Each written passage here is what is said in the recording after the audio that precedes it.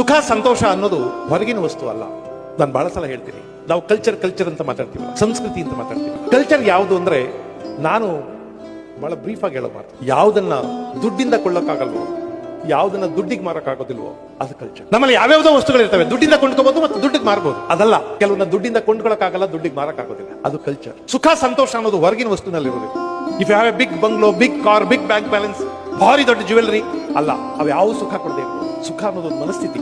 ಅಕಸ್ಮಾತ್ ಸುಖ ಸಂತೋಷ ಕಳೆದೋದ್ರೆ ನೀವು ಅದನ್ನ ಒಳಗೆ ಹುಡುಕೋಬೇಕು, ಹೊರಗೆ ಸಿಗಲ್ಲ. ಅದಕ್ಕೊಂದು ಕತೆ ಗುಲ್ಲಾ ನಾಸಿರುದ್ದೀನ್ ಹೇಳ್ತಾನೆ. ಯಾವಳೊಬ್ಳು ಮುದುಕಿ ಮನೆ ಅಂಗಡದಲ್ಲಿ ಏನೋ ಹುಡುಕ್ತಾ ಇರ್ತಾಳೆ. ಪಕ್ಕದ ಮನೆ ಹೆಂಗಸ್ ಬಂದು ಕೇಳ್ತಾಳೆ, ಏನ್ ಹುಡುಕ್ತಾ ಇದೆಯಾ ನೀನು? ನಂದೆಲ್ಲ ಸೂಜಿ ಬಿದ್ದೋಯ್ತು ಕಣೆ, ಹುಡುಕ್ತಾ ಇದ್ದೀನಿ. ಹೌದಾ, ನಾನು ಹುಡುಕ್ಲ. ಇಬ್ರು ಸೇರ್ಕೊಂಡು ಸೂಜಿ ಹುಡುಕ್ತಾರೆ, ಎಷ್ಟು ನಾವು ಸೂಜಿ ಸಿಗ್ಲಿಲ್ಲ. ಆಮೇಲೆ ಅವಳು ಇವಳನ್ನ ಕೇಳ್ತಾಳೆ, ಸೂಜಿನ ಎಲ್ಲಿ ಕಳ್ಕೊಂಡೆ? ಮನೆ ಒಳಗೆ ಕಳ್ಕೊಂಡೆ. ಮತ್ತೆ ಹೊರಗಡೆ ಯಾಕೆ ಹುಡುಕ್ತಾ ಇದೀಯಾ? ಮನೆ ಒಳಗೆ ಕತ್ಲಿರುತ್ತಲ್ವಾ, ಅಲ್ಲಿ ಕಾಣಿಸಲ್ಲ ಅಂತ ಬೆಳಕಲ್ಲಿ ಹುಡುಕ್ತಾ ಇದ್ದೀನಿ. ಮೂರ್ಖ ಹೆಂಗಸ್ ನೀನು ಮೂರ್ಖ ಹೆಂಗಸು, ಒಳಗ್ ಕಳ್ಕೊಂಡಿದ್ದನ್ನ ಹೊರಗೆ ಹುಡುಕಿದ್ರೆ ಸಿಗುತ್ತೇನೆ ಮುದುಕಿ ಅಂತಾಳೆ. ಆ ಮುದುಕಿ ಹೇಳ್ತಾಳೆ, ಹಾಗಾದ್ರೆ ಜಗತ್ತಲ್ಲೂ ಬಹಳ ಜನ ಮೂರ್ಖರಿದ್ದಾರೆ. ಯಾಕೆಂದ್ರೆ ಅವರು ಅಷ್ಟೇ ಒಳಗ್ ಕಳ್ಕೊಂಡಿದ್ದನ್ನ ಹೊರಗೆ ಹುಡುಕ್ತಾ ಇರ್ತಾರೆ. ಒಳಗ್ ಕಳ್ಕೊಂಡು ನಾವು ಒಳಗೆ ಹುಡುಕ್ತೀವಿ, ಅದು ಹೊರಗಡೆ ಸಿಗೋದಿಲ್ಲ.